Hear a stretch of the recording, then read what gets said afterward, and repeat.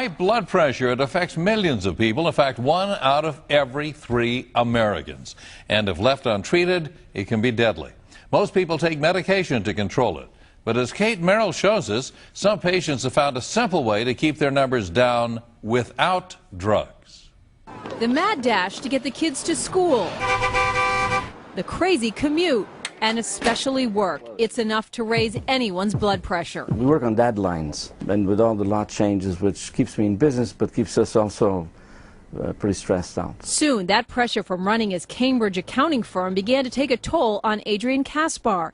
He was forced to go on medication to control his blood pressure. I believe in not taking medications, but blood pressure you don't fool around with. I just have you sit right here, Adrian. That's why he came here to Dr. Peter Martoni, a Linfield chiropractor, who's using a new adjustment in the neck to help bring down blood pressure. Now, if a bone is out of alignment and putting pressure on the nerve, it interferes with the ability for the heart to function correctly.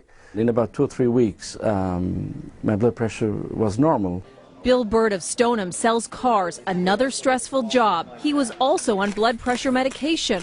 After a few visits to Dr. Martoni, his doctor cut his medication in half. Another 30 to 45 days, my blood pressure staying at the levels it is, I'm going to be off at 100%. This treatment is experimental at this point, but studies show it might actually work. This is a very novel concept. Dr. George Bacris is an expert in high blood pressure. He's conducted a small, carefully controlled study with some of his patients at the University of Chicago Medical School. He sent them to a chiropractor for the same adjustment Dr. Martoni uses. We saw miraculous changes in blood pressure. We're seeing 12, 13 millimeter reductions in blood pressure. The results were dramatic enough to catch the attention of the federal government.